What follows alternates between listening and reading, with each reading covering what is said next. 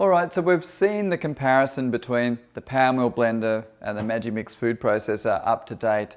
However, there's a lot of functions that the Magimix will do that the Power Mill can't, which I'm going to show you now. We've seen, with the S-Blade, they'll both do similar things, though the Magimix is better suited for chopping, really, than pureeing. Alright, so something else you may be interested in with the Magimix is if you've got just a small quantity of something to do, it's got a small bowl. So this is a Magimix 5200, it's quite a large bowl, and sometimes you're not wanting to make that much food. So what we do is we get the middle-sized bowl and then the small bowl. We've got this cute little baby S-Blade, so we pop that in. And now we've got a much smaller container to chop in, which is great. Okay, so that's the first thing. So we've got the different sized bowls. Now I'm going to leave this mid-sized bowl in and just show you what else it will do. So it's got a number of blades. You can see here we've got, this is for like grating ginger and things like that. It's quite a fine grate. Now, these are double-sided blades. This is a fine grater on this side, so if I put it in like that, it'll grate carrot quite finely. If I put it in that way, it's got this chopping blade on it, so it'll slice.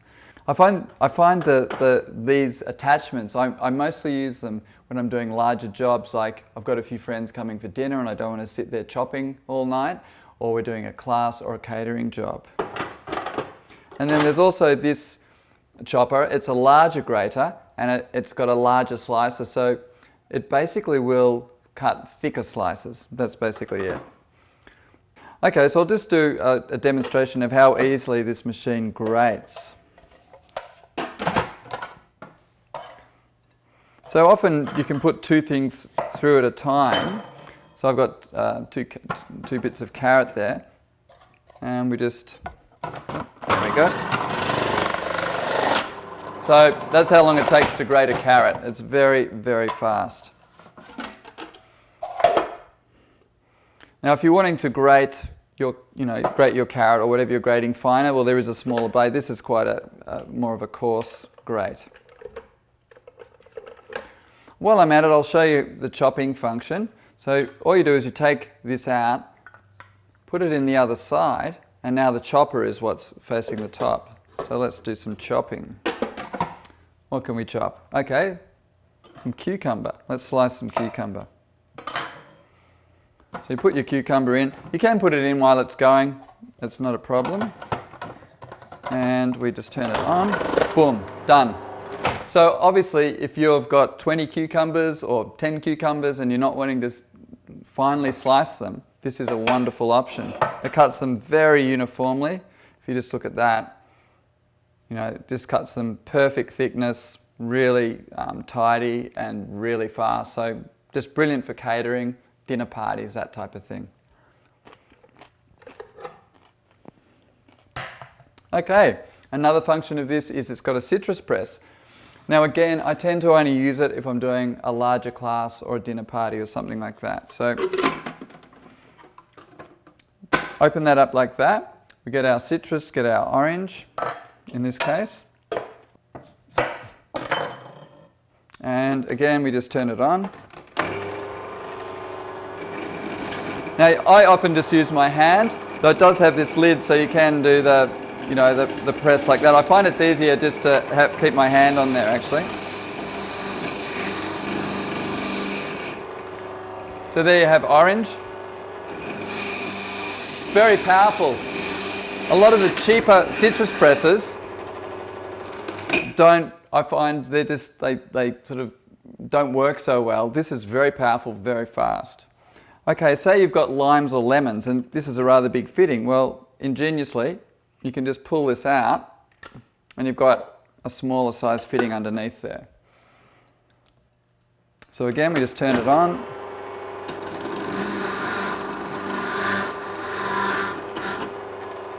Pretty easy, really. Now if you're worried about your hands, I believe you can put your citrus in there, put the lid on and do it that way. I think that's probably how you meant to do it. I just find it's much easier doing it with my hand.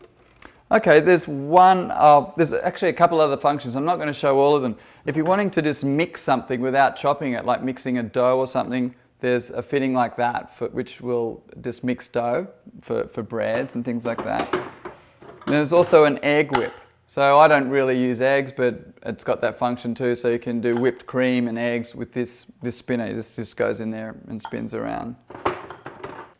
Okay, I'll just show you one more function of the Magimix, and that is it's got a juicer. It's a centrifugal juicer, so it's not the best type of juicer, but if you don't have a slow turning juicer like an Oscar Vital Max, this machine's got quite a substantial juicer in it. So we just put in the juicing function. Okay, put the lid on. This is a special, I'll put this juicing fitting, so that clicks in like that. And now,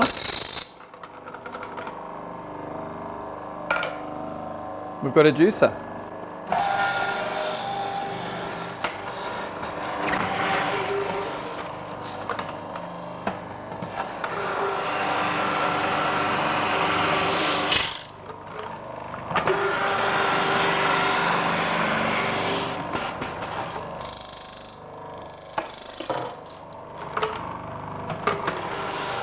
Again, these centrifugal juicers aren't the best nutrition-wise because they're going at high speed and they tend to oxidize the food.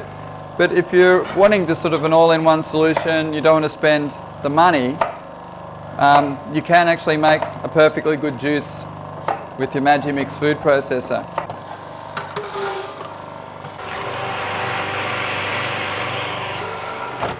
So there we have it, it's a juicer as well. So it truly is a multi-function machine if you're using all its capabilities, and personally I think it's a wonderful addition to the kitchen. The power mill is number one, and this is probably a close number two, with an Excalibur dehydrator in a raw food kitchen. So hopefully that's explained your questions, what's the difference between the power mill and the Magimix, and yeah, we use both of them, obviously the power mill a little more. So hopefully that's been helpful. Thank you.